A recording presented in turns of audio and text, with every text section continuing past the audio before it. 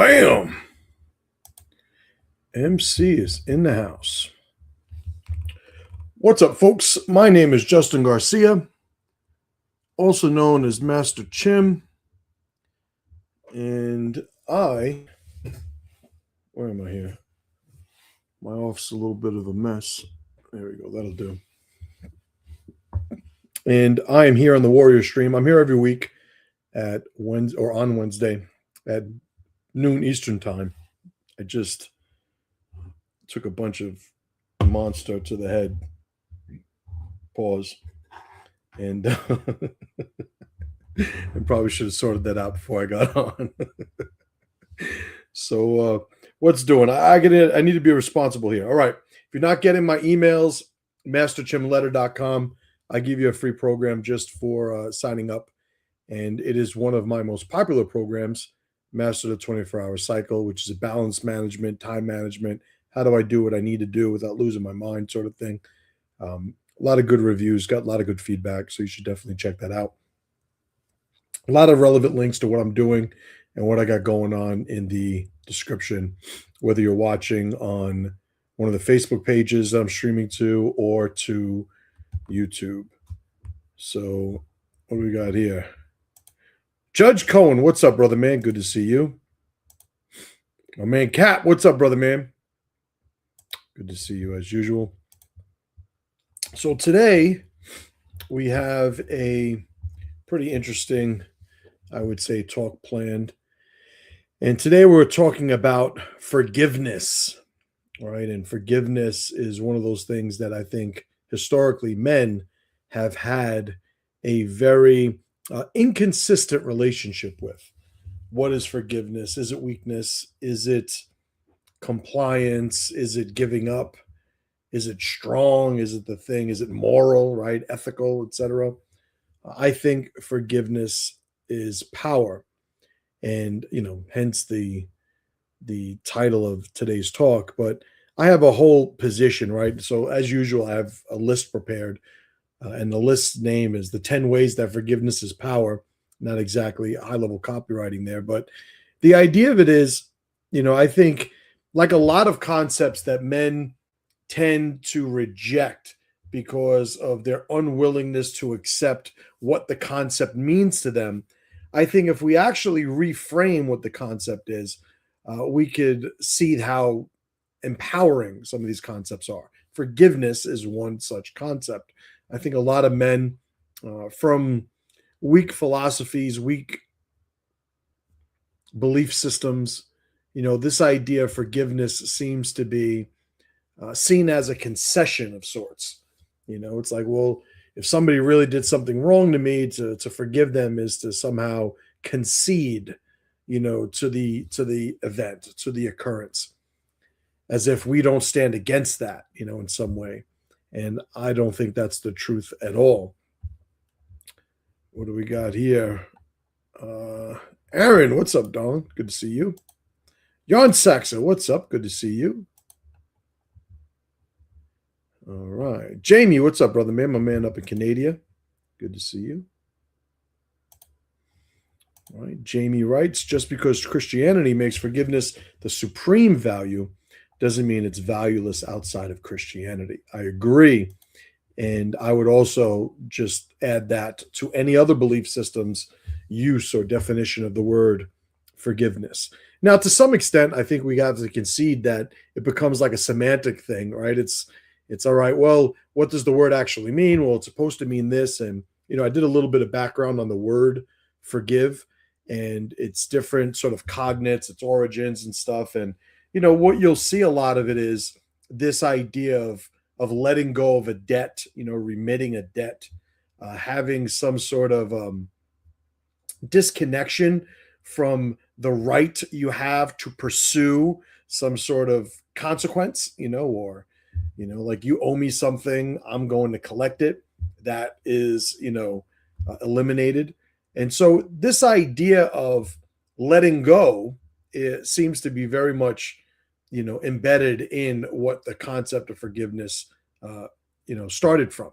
And I think Ultimately, we could always use words however we want, but if we're going to go beyond just the word forgiveness and look at the concept to describe the concept, I would say, my working definition of forgiveness is just that, as I described, letting go of the desire, maybe even the right to pursue some sort of, consequence, revenge to some extent, being that my name is Justin, at some point, I don't know if you guys did this for your name, but when I was a kid, one of the things that I had done is look up the origin of my name and different people that had my name and looking at where it came from. And Justin is very much related to the concept of justice, right? And what most people don't know is that justice is also very much related to the concept of revenge, to the point where we could say that they are somewhat synonymous.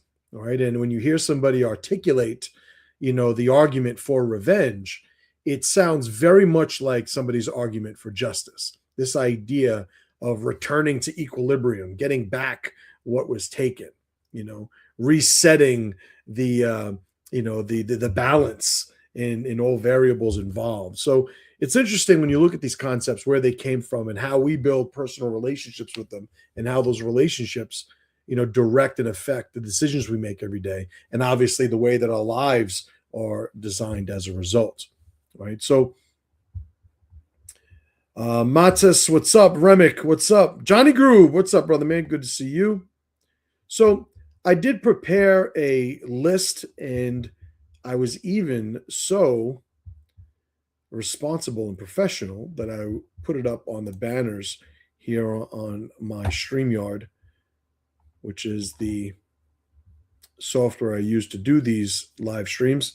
I'll tell you, it's convenient to use this, but I don't know. A bunch of people watch me on Facebook, I think, which is why I still use StreamYard, because I just as soon just do it through YouTube.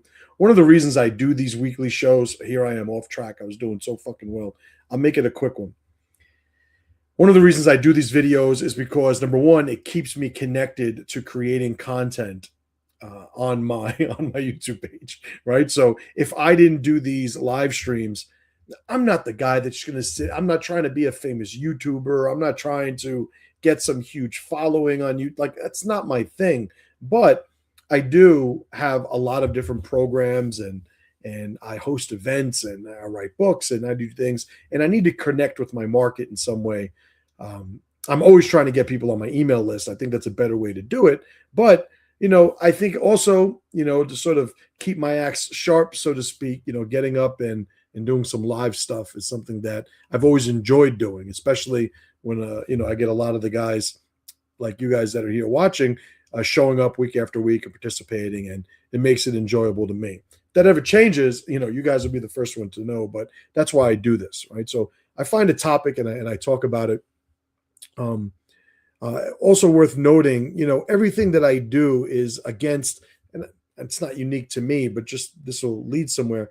Everything that I share is against the backdrop of my philosophy. Now, a lot of people haven't really articulated their philosophy probably to the extent that I have. Not that they don't have a philosophy, but it's sort of like what I do is sort of codifying a lot of these belief systems that I have, and I transfer those codes and frameworks and models to other people to benefit them. And a lot of it's based on my pressure to power meta model. I just had an event last week, 2 weekends ago, up here in Pennsylvania, and a good group of guys got together, and I was able to show them, what that meta model is about. And when I pick these topics like today, this idea of forgiveness, that is always the backdrop. And I think, not to get into the meta model itself, because it's a pretty deep rabbit hole to get into, I will say I basically believe, first and foremost, that a man is responsible for generating his own power. And I think that the priority of that power needs to begin with who he is as an individual. Allowed or accommodated in that is this, the leeway that a man has to have his own preferences. I'm not a believer in universal morality. I think, the universe is anything but, a sort of one-stop shop or one size fits all sort of, design when it comes to, morality. But I think an individual just needs to be true to himself.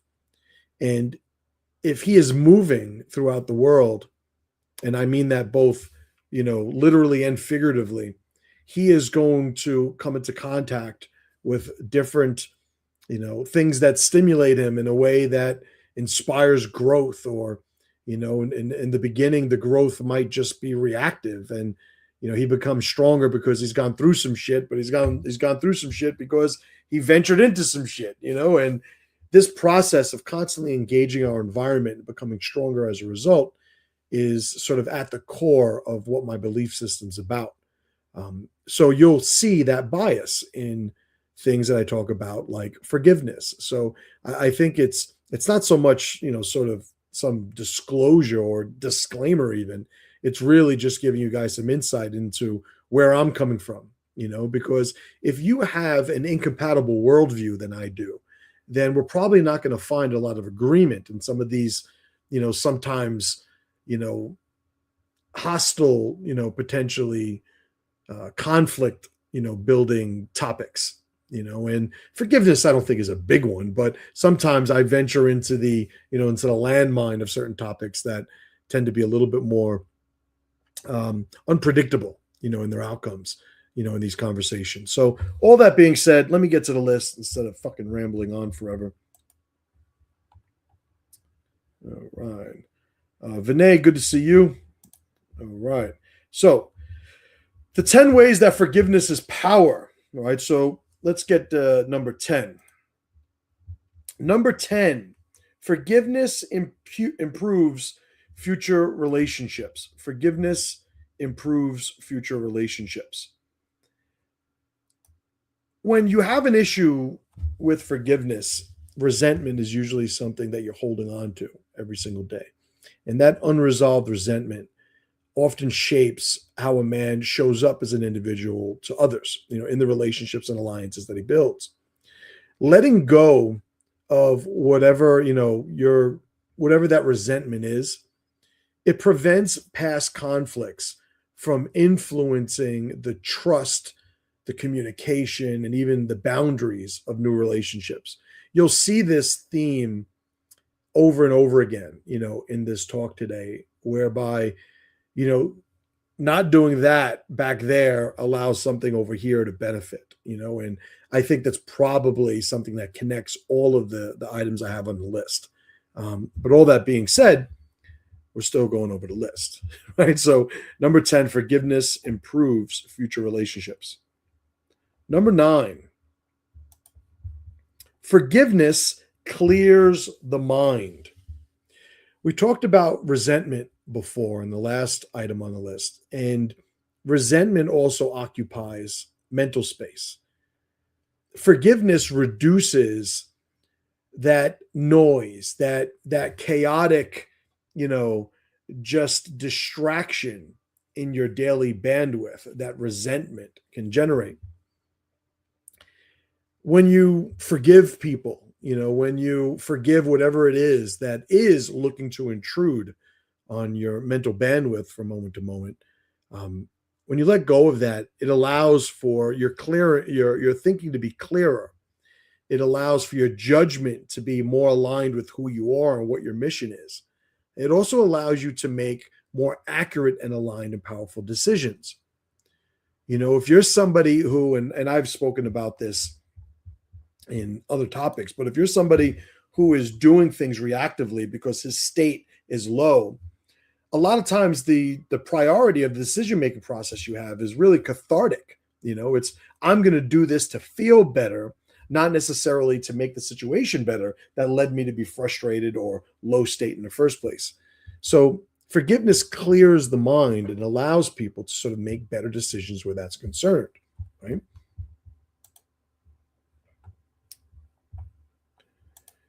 And math says forgiveness is conditional to redemption.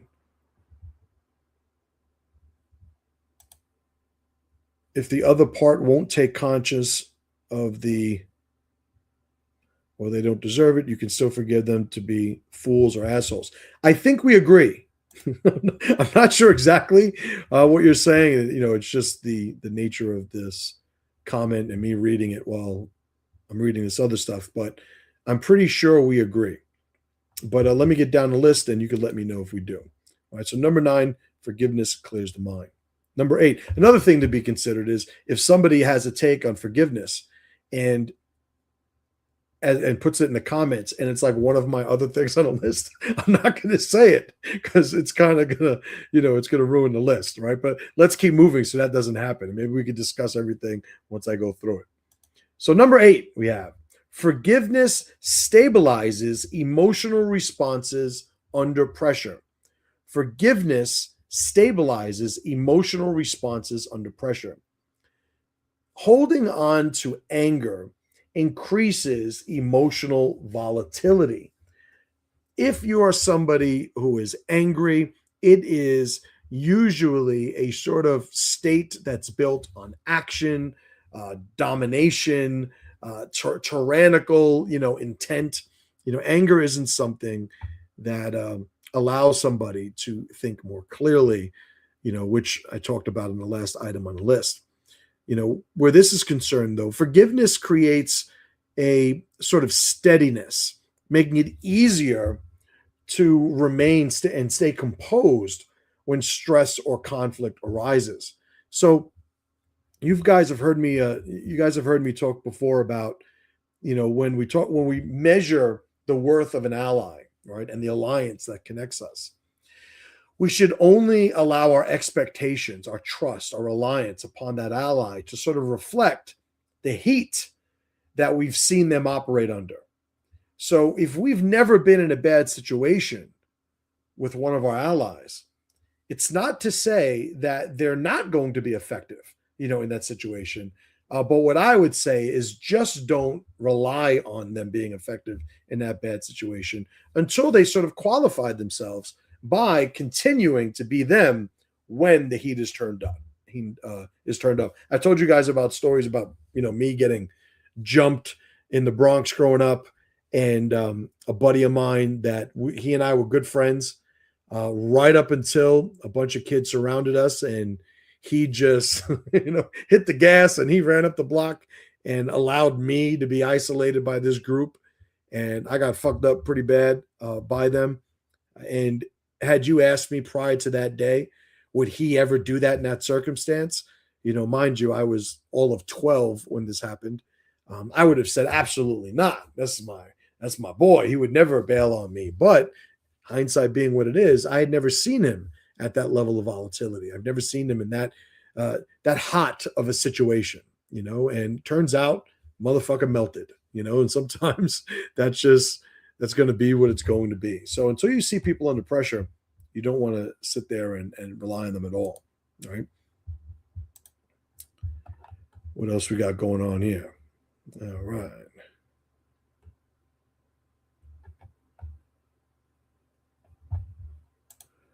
Math writes, I had to get over the anger issues because a lot of high ranked people hurt me, even almost killed or pushed me on the street and prevent me from having treatments. You have to forgive at some point. I agree. I agree for all the reasons I've mentioned so far and some of the reasons I'm going to get into in a moment. Jamie writes, one of the good things about an old enemy being a new ally is you have seen their resume. And there is something to be said for understanding somebody's identity in its totality, or at least at a highly functional level. And I've made that distinction when I've told people not to conflate people who are nice with people who are well intended, or people who are nice with people who are capable, right? And on the opposite end, people who are rude or sometimes could be assholes, and say that they don't have your best intentions in mind. Me as a martial arts instructor, if you train martial arts under me, I'm not always this happy-go-lucky guy. I'm more Pai Mei than Miyagi, on my best day. And all of it, it's not performing a role. It's really staying true to who I am and how I feel I'm most effective at delivering information. But to conflate how accommodating I am for your vulnerabilities, with how qualified I am to prepare you, it would be a mistake. All right. So let's get on to the list. Where are we at? All right, we're at number 8. So let's get to number 7. Forgiveness protects self-respect. Forgiveness protects self-respect. Bitterness and resentment will change your posture, your tone, the way that you behave. Forgiveness is the thing that preserves a man's sense of dignity by preventing that resentment. You prevent that resentment. You stop resentment from shaping how you perform daily, how you behave, amongst other people or just in your life in general. Resentment is obviously one of the weaker qualities that we can exhibit, as men. And forgiveness, in this respect, is the thing that allows you to not be the man who carries that around. The man who carries around resentment is a lesser man. Forgiveness is one of the ways that a man can prevent that from happening. So this is sort of like, self-fulfilling to some extent, right? So that's number 7. Number 6. I see you guys are leaving comments. I will get to them in a sec. Number 6, forgiveness restores usable energy. This is an important one because I'm somebody who very much believes in waking up and, having that sort of mindset of gratitude, meaning every day, I take inventory of my assets, my opportunities. I don't populate my mind with thoughts of, well, at least this isn't happening, or it could be a lot worse. There are times that might be the only thing, that we could hold on to, the sort of reachable rung that keeps us, climbing and moving forward. But because every day I have this sort of shake the etch-a-sketch, start every day, with this mindset of gratitude, I also believe, going along with that my energy should be, valued at a premium. I should always be looking to, in the morning, really get myself into as functional a state as I can. And energy is a huge component of what that looks like. Low energy, low state. It's very hard to have a high state with low energy. Well, forgiveness restores how much of that energy is usable. When we're angry, when we're resentful, again, it consumes your attention, and that takes effort, dealing with that, being the person that's just absorbed by this resentment or anger. There's going to be a cost that we're paying in energy. And forgiveness frees that energy so it can be applied to whatever your mission is, whether it's work, your training, dealing with your tribe, your family, whatever personal goals you might have. It doesn't matter. It's more energy in the tank to do it with, right? So forgiveness restores usable energy. Let's look at some of these comments.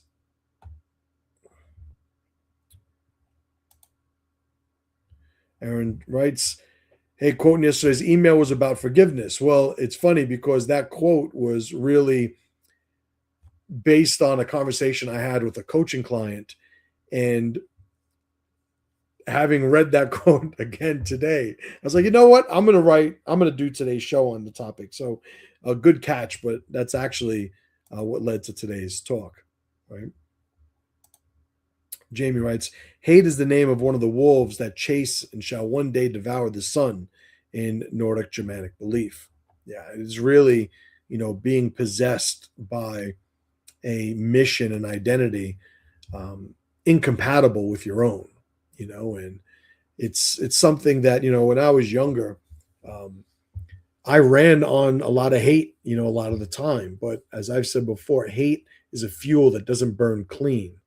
So to be somebody that's hateful is to be somebody that understands right at the onset that I'm not going to be able to sustain this, right? And there's a self-sacrifice involved.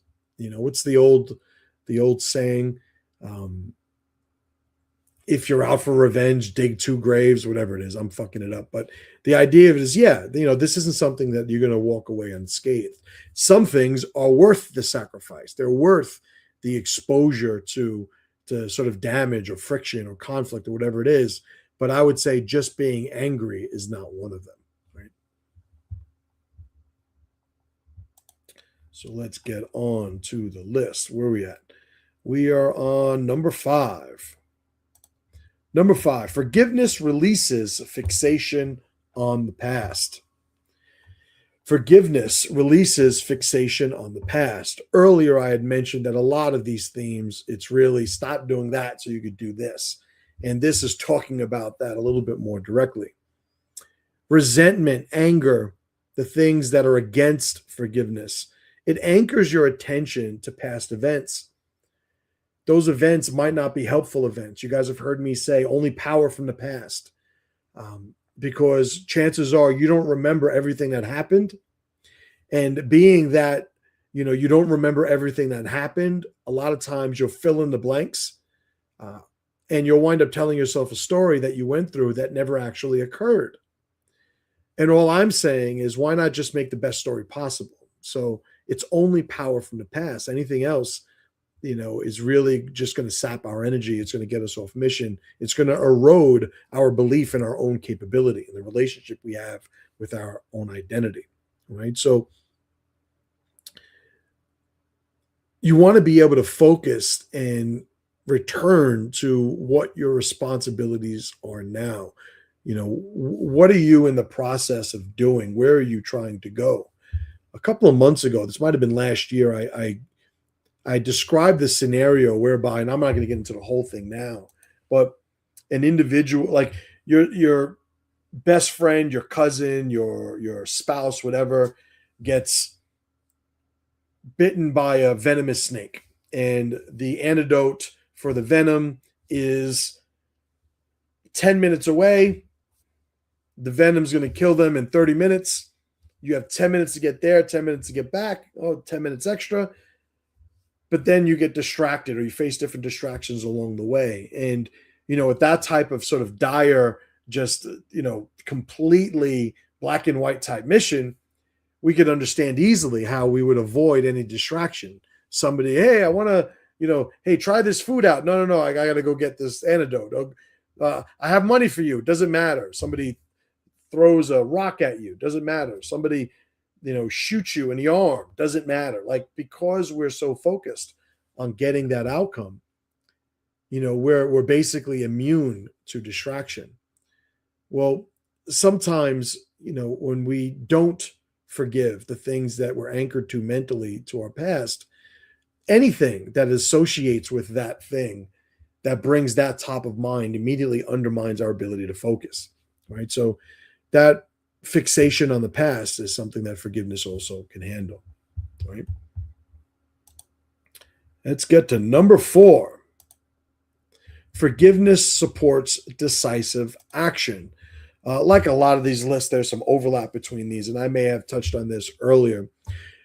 But when you have internal conflict, it creates hesitation. Forgiveness removes that internal resistance. And when that happens, it makes your decisions faster, cleaner, more accurate, more aligned with who you are, and even easier to commit to. If you're somebody who is in a position of leadership, one of the biggest things that'll undermine the effectiveness of you being a leader is inconsistency in your decision making. It could be a delay in your decision making. The whole reason you're in a position of leadership, what it's supposed to be the reason, right, of being in a position of leadership, is you know the way and you let people know where that way is. And when they act in a way that isn't in accordance with where we're going, you let them know. If they look to you for guidance, you tell them where to go. Like, there's a role, a task in a position of leadership. Well, if you're somebody who doesn't know how to make a decision, or your decision-making process is inconsistent, right? You're not going to have a lot of belief in you, from the people who follow you, right? So forgiveness supports decisive action. All right, so we got 3 more. Let's get to number 3. I see a comment here from Jamie. And even if one doesn't forgive, it's as the Italians say, vengeance is the dish best served cold, or the Nordic version, A thrall avenges at once, a coward never. File it under the opportunity emerges. Don't let it live rent free in your heart. I think that's a good take on it, especially that last line where it's like, if you're going to do something, do something. If not, then make a plan for when it's supposed to be done. But to sit here sort of half-cocked saying, I'm going to do this one day, or it should be done, somebody should do it, I should do it, it's now just eroding everything that I've been talking about up until this point in the talk, right? So I agree. So let's get to number 3. Number 3 on the list, forgiveness ends dependence on external validation. Forgiveness ends dependence on external validation. Unforgiven grievances often involve waiting for apologies, explanations, some sort of, repayment, under the heading of justice. Forgiveness closes that loop internally, and it removes the reliance on others in order to resolve the issues that you're dealing with. I've said before, whenever somebody lets you down, it's for one reason and one reason only. You have misset your expectations. I expected my buddy to fight with me or stand next to me when we had gotten jumped back in the 80s, and he dipped on me. He was out. He was out of there. I was relying on him to do something that turns out he was never going to do. When we talk about forgiveness, it's even worse than that, because we're talking about something that could never be validated. The past can't be undone. It can't be rewritten. And because that's sort of an unquenchable thirst, to sort of undo this thing, we wind up just looking for the outside world to make up for it in some way. But we're never going to be appeased. Forgiveness stops this right at the source. We tell ourselves, I know what I should be doing. And the information that we get in interacting with our world more generally is just feedback that we use to adjust the trajectory of our efforts, right? If you're trying something and it doesn't work, you could try to improve it. There's a certain point where, it's the point of diminishing returns, and it's like, you know what? I'm just going to try something else. Well, sometimes relationships with people are like that. This is one of my good friends. Yeah, but the good friend isn't really producing the same type of synergy that this friendship once did. Let's try and adjust it. But at a certain point, you say, you know what? I know what I'm doing. I know what I have to do. I'm not going to resent this person for being who they are. I'm just going to keep it moving and stay on mission, and I've spoke about, adjusting alliances like that, over and over again over this last, 10 plus years. Right. So that was number 3. Number 2,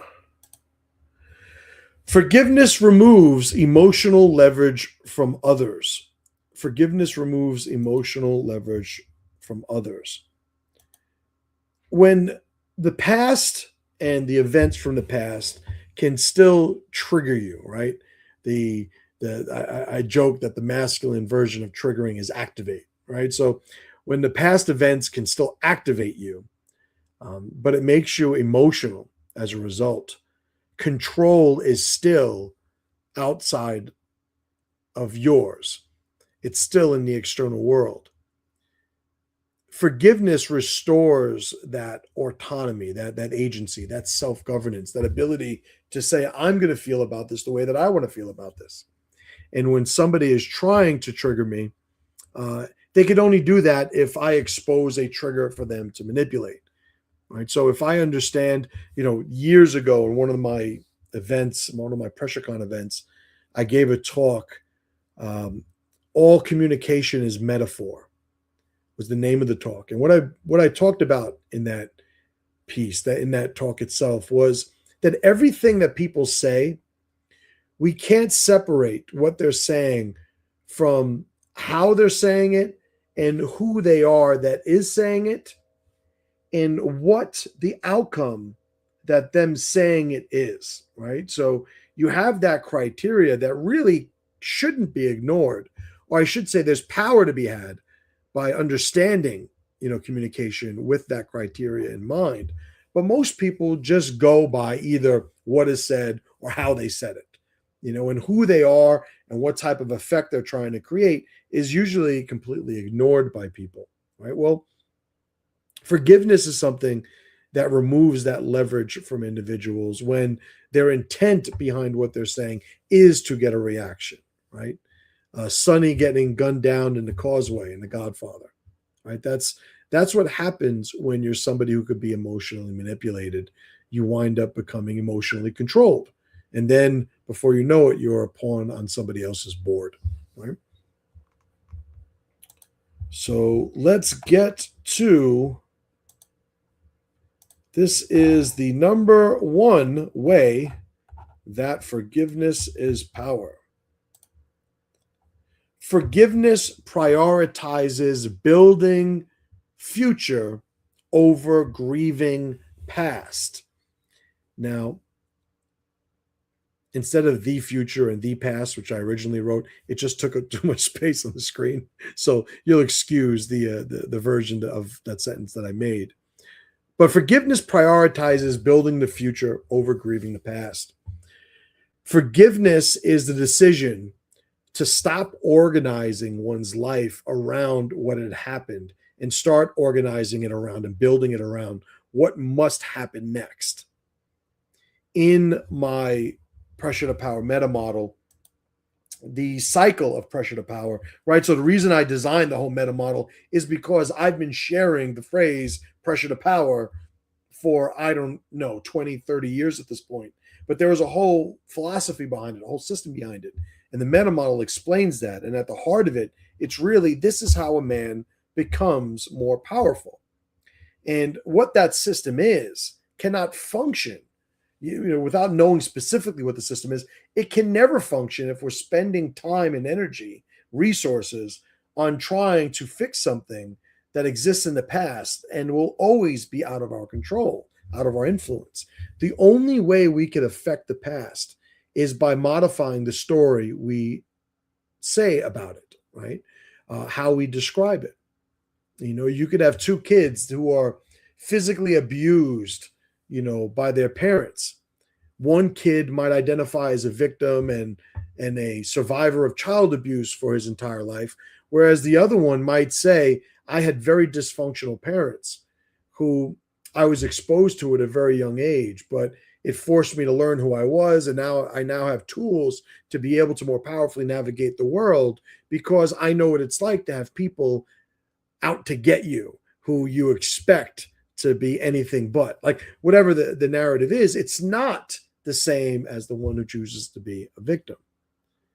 If you're somebody who wants to build a future, basically there's a lot of shit you got to get over, right? And I could just easily say, get over it, right? Or I made a meme that I put on my Instagram page the other day that said, just let go, right? Just let it go. And it is that simple. But I understand for certain individuals, you've been telling yourself a story for so long and your identity is connected to this story. This story is the origin story that you decided to internalize. It's going to take a while to remove it. And I get that. It's not always easy, despite its simplicity. But you need to give yourself the sort of exorcism, that's required to get that thing out of you because it's doing nothing but destroying your life. There's a point in my life where I prided myself on the masculinity connected to revenge and grudges and I found myself as I got older, I started redefining what those terms meant. But at some point I had to say, I'm really just trying to put lipstick on a pig here, so to speak. It's really, I think it's time, to just say for what it is. And forgiveness is actually a powerful tool that a man has to disconnect himself from all of these elements that are going to do nothing but erode who he is and what he's trying to accomplish, right? A couple of comments here. Aaron writes, I wanted to get one of Pat's 100% shirts, but apparently every style I was hoping for is sold out. Right? I'll check that out for you. Jamie writes, the goal of every healer is that their patient gets over it. They never say, make sure you mark the date and break your leg again every year on that date. Yeah, and when it comes to a sort of physical consequence, it's the concept is much more easily understood, as you described there. But when it comes to the emotional damage, not only, let alone people not realizing that they're the ones that are doing it, it's completely self-inflicted. But to the physical example to use as a comparison, they would never think that, okay, I've gotten past this, better not do that again. It's just not something that people consider. And I think so much of it is, not to go down the rabbit hole of society, but you're not going to find a lot of strong people. Half the population is weaker than average, right? Dumber than average, but I get it. But the idea of it is, if you're somebody who's relying on the outside support of society to keep you on path, then you're going to have a rough go of it, because you'd be the first to experience that, I would say. Much more likely and much more common is society having a certain criteria for who they want the people they're around to be, and they pressure people to confirm or to comply with that role, and then they reward them for that compliance. But when you look at individuals and the deficiencies they have, right? So, I'm not a person that usually feeds the trolls, but I don't know if you're watching on YouTube or Facebook, there's a whole bunch of trolls that have been commenting this whole time, and, this is just the internet. And these are usually young people or young-minded people who are, they're really experimenting with their world. They're trying to see how much significance they could get, right? The idea of a minimum effective dose is something that more and more people are becoming familiar with. But to apply that concept to the trolls that are commenting, I'm not mad at them. I get where they are in their lives. I get what they're trying to do. But what they're doing in practice is really seeing how much they actually have to do in order to gain some significance and some notoriety, some recognition.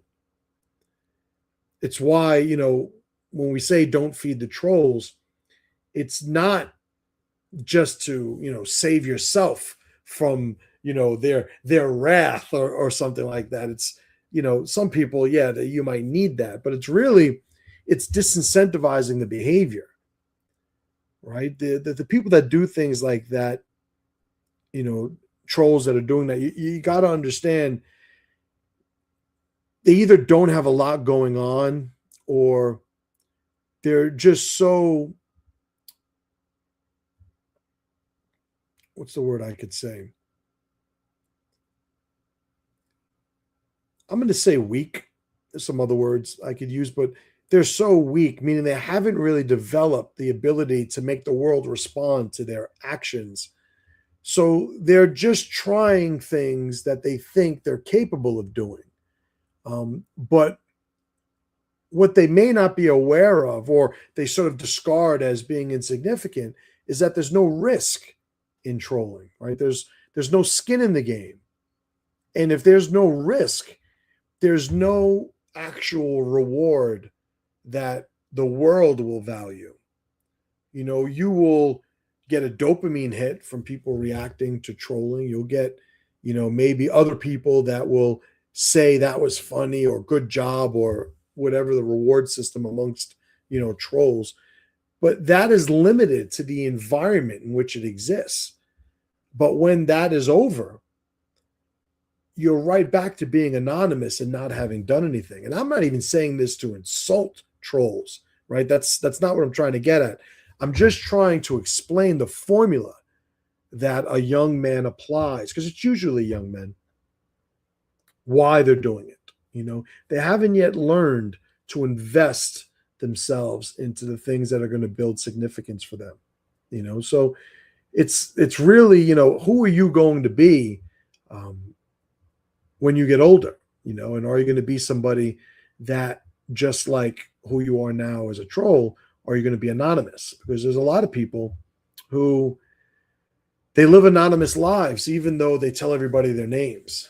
And, that's just how impotent they've managed to be, right? Carla, what's Carla doing here? Carla writes, this isn't necessarily about forgiveness, but it is about holding on to the past. So many people focus on negative anniversaries, such as deaths, divorces. I've been called heartless and cold for not remembering such things. What's my take on that? So, more generally, this falls under the category of only power from the past. And when it comes to things like deaths, and the easy thing is, and it seems so simple, almost like this is, oh, that's what you tell children. Well, sometimes children have shit right because they're not bogged down by a lot of the bad experiences and formulas that come from those experiences. But we could tell people, like, okay, whenever, my father passed away, right? And I have a picture of, my dad here. I got a bunch of pictures of my pops, around my office. And when the anniversary of his death comes around, I'm sure my mother, gets a little down, as expected. There's still that feeling of loss, and the process of healing is something that needs to be done. But when it comes to the sort of self-imposed pressure to feel down, or I should not be happy today because it's the anniversary, I would just ask, and I'll use my father as the example. It's like, how would my pops want me to act right now? So who exactly is supporting this idea of being depressed just because some sort of anniversary strolled around? Like, none of the parties involved would support this, but society might expect it. And whenever we criticize somebody generally, right? So this isn't specific to what I was just talking about, but generally, whenever somebody would criticize you, it gives them a feeling of significance if the person they're criticizing, you in this case, is reactive to what the criticism is. It's like, oh, I don't understand why, how you could celebrate, when this is the anniversary of your husband's death, your mother's death, your son's death, your whatever. The best answer is, okay. It's like, okay. It's like, I agree. You don't understand. But it's not on us to explain that shit for them. But the minute we start defending what somebody says, and this is, I think, I'll actually end on this note. The minute we start defending what somebody has said to us, it is acknowledging that we see what they've said as an attack.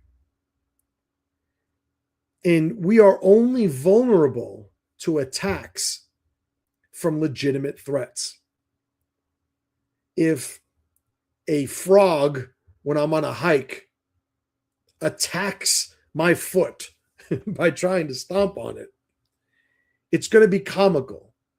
I might even try to not kick him off and get a video of him trying to attack my foot, because the threat is so insignificant. We could say it's basically nothing, and I don't need to defend myself against attacks that represent no threats, right? So that's the thing. I think, expectations that people have around, gloomy subjects, right, or experiences, it's really more of a social normalcy that's being supported than it is some sort of valid morality. It's like, you should be sad, when your father's death anniversary, right? Why? Because that's the right thing to do. And if you keep saying why, at some point they're going to go, I don't know, that's just what I've always seen done. But they don't know, why they believe the things they do sometimes. Why? Because it was installed before their identity was formulated, right? So it's sort of, when you see those sliding doors, like in a in a castle, the doors closing, or like, security doors, they start sliding down and people slide underneath before it closes. It's like a lot of those ideas got in before they closed the doors of understanding who they were. Right? So I don't think there's ever a reason to be in a bad mood.